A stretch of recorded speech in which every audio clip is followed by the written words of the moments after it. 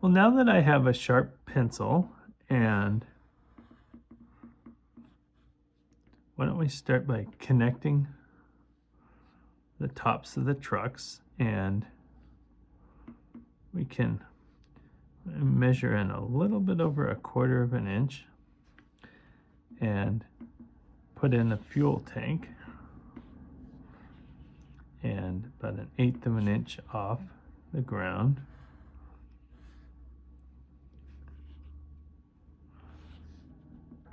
And see how quickly our underframe kind of goes from the engine just floating to put the trucks in, and then you put the fuel tank in, and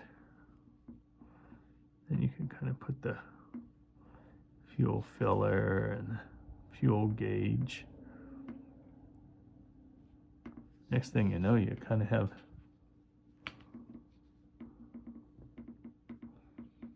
then why don't we turn these boxes of the steps into the actual steps. Okay. Now again, like for instance the Sioux-line engines, a lot of these engines kind of in the 70s, and the steps, except for the bottom step, they're just kind of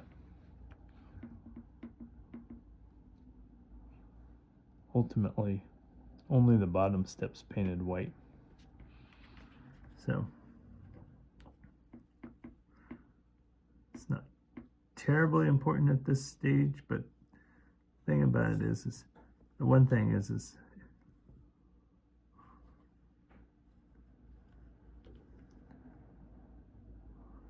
what I recommend is that if you know that the steps all need to be sort of the contrasting color, whether it's white or yellow or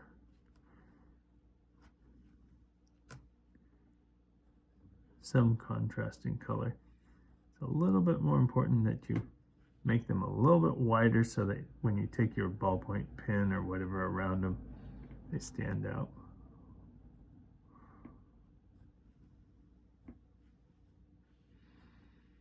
And we can put the plow on.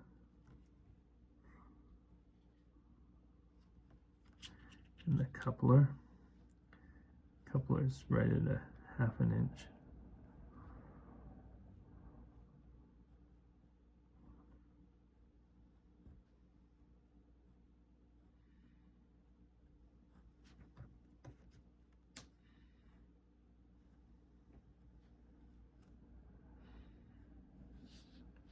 Why don't we put this coupler on too?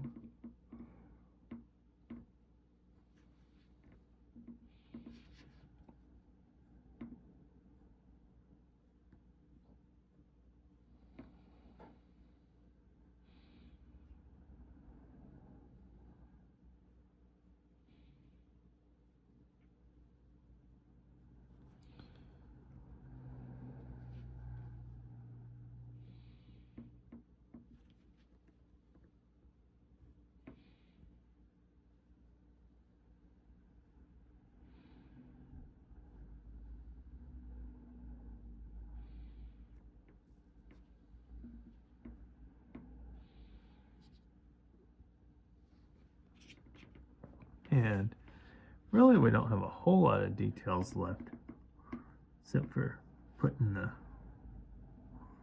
because we already did things like horn and all that stuff. So why don't we go ahead and just do the handrails real quickly. Now I kind of generally emphasize taking a little bit of time with the handrails, as you've heard me say in other videos.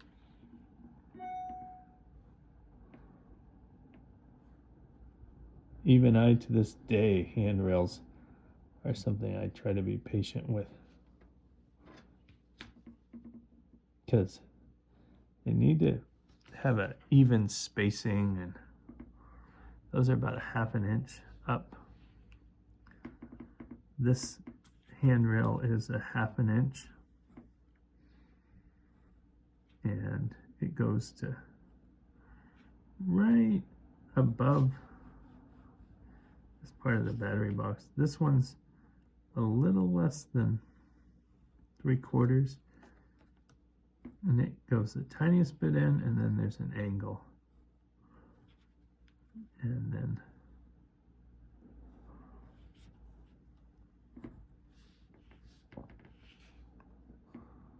okay. But on the Conrail Blue engine, as you can kind of see, the handrails really kind of blend in, so it's not quite as important as some railroads where handrails really stand out. That's the kind of stuff that just on an engine by engine basis, there's all different kinds of details that when you're doing an engine, you'll just sort of start to see, is this one particular detail, like as I was saying about these steps right here, sometimes the steps are contrasting colors, sometimes they're not. And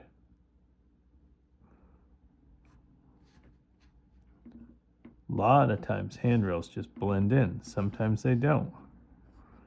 So when you're working on a particular engine, kind of like just make a little mental checklist of what details. I always do, basically. There's like, when I look at it, it's almost kind of this like, oh no, that detail's going to be.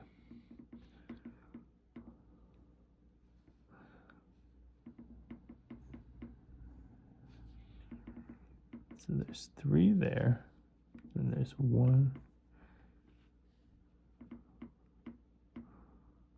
2,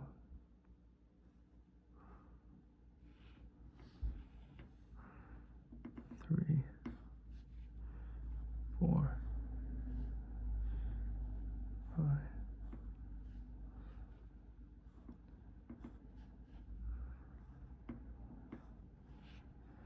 There we go. There goes the handrails. See, sometimes I even move handrails a little bit. I don't recommend it a whole lot, especially when you're just starting out. Just let them go. You can start moving them around, and it's like, just let them go. And let's see. Oh, these sand lines, as you can see, they're there.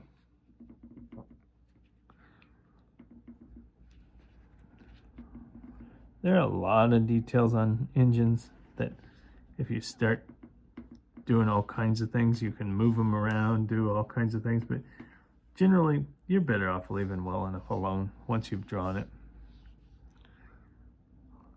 And I'd say we're pretty much there. Here's a fuel shutoff valve. And